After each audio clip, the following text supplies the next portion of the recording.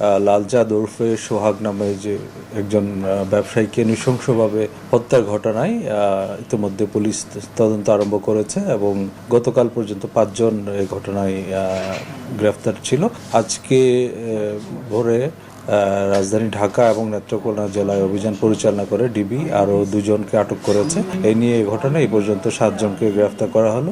আমরা ঘটনাটি খুব গুরুত্ব দিয়ে তদন্ত করছি এবং ঘটনার সাথে জড়িত যে বা যারাই থাকুক না কেন তাদেরকে আইনের আওতায় নিয়ে আসার জন্য কাজ করছি। আশা করি খুব অল্প সময়ের ভিতরে ঘটনার প্রকৃত রহস্য উদ্ঘাটন সহ ঘটনার সাথে জড়িত অন্যান্য যারা রয়েছেন তাদেরকে আমরা আইনের আওতায় নিয়ে আসতে সক্ষম হব। তারা দুজনই এই মামলার এজাহারভুক্ত আসামি। রাজীব সে এজাহারভুক্ত 7 নম্বর আসামি এবং সজীব সে 10 নম্বর আসামি। আমরা তাদেরকে আটক করার পরে যাচাই বাছাই করে দেখছি তাদের প্রাক পরিচয় এবং এই ঘটনার সাথে তাদের সংশ্লিষ্টতা কতটুকু সবকিছু তদন্তাধীন রয়েছে। আপনি ঘটনার মোটিভ নিশ্চয়ই বলছেন।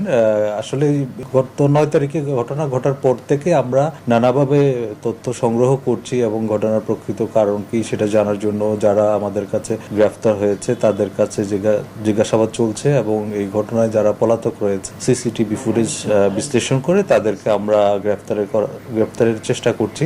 আশা করি ঘটনায় জড়িতদের গ্রেফতার করার পরে তাদের নিবিড় জিজ্ঞাসাবাদে ঘটনার প্রকৃত রহস্য উদ্ঘাটন হবে এবং মূল মোটিভটা জানা যাবে।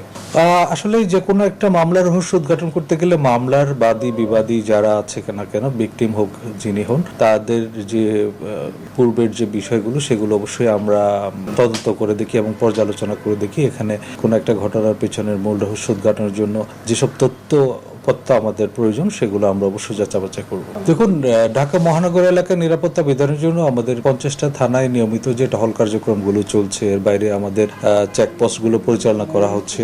আমাদের দৈনিক প্রায় 650টার মতো চেকপোস্ট পরিচালিত হয়। এখানে যে চেকপোস্টগুলো চলে এর বাইরে আমাদের যে গোয়েন্দা নজরদারি সেটা অব্যাহত আছে।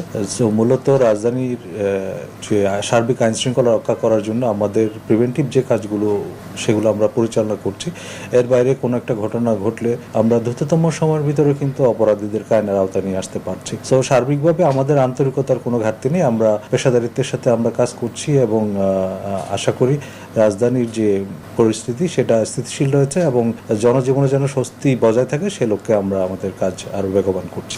আইন শৃঙ্খলা পরিস্থিতির যে ইয়ারডিস্ট্রিক বা আমরা যেসব মানদণ্ডের ভিত্তিতে আইন শৃঙ্খলা পরিস্থিতি বিবেচনা করি, যে সার্বিক যে অপরাধ সূচক যেগুলো বিশেষ করে চুরি, ছিনতাই, খুন, ডাকাতি এরকম অপরাধগুলো যদি আমরা বিশ্লেষণ করি এগুলো কিন্তু খুব বেশি বেড়েছে সেটা বলা যায় না। আমাদের যে গত 1 বছরের অপরাধ বিশ্লেষণ করলে কিন্তু একটা স্থিতিশীল একটা অবস্থা আমরা দেখতে পাই। এর বাইরে 2-1টা বিচ্ছিন্ন ঘটনা ঘটছে। আপনারা জানেন অনেক সময় অপরাধীরা তাদের যে অপরাধের কৌশল সেটা পরিবর্তন করে। আমরাও চেষ্টা করছি যে তাদেরকে আইনের আওতায় নিয়ে আসার জন্য। সাম্প্রতিক সময়ে যেসব বড় বড় অপরাধ বা দুর্ঘটনা ঘটেছে আমরা কিন্তু তাদেরকে আইনের আওতায় নিয়ে আসতে সক্ষম হয়েছি। তো এই ক্ষেত্রে আমাদের তৎপরতা অব্যাহত আছে এবং আমি মনে করি বর্তমানে যে কয়েকটা ঘটনার কথা আপনি উল্লেখ করেছেন সম্প্রতি, সেগুলোও তার ব্যতিক্রম হবে না।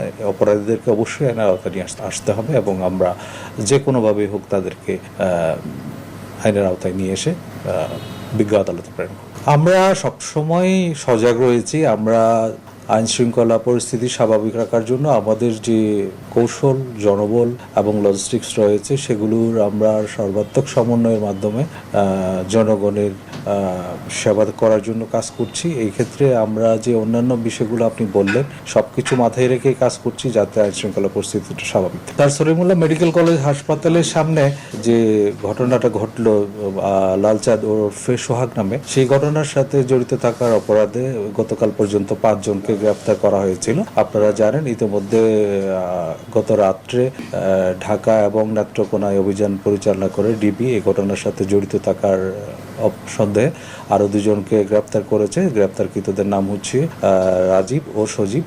তাদেরকে আমরা পুলিশ হেফাজতে নিয়েছি এবং তাদেরকে জিজ্ঞাসাবাদ চলছে।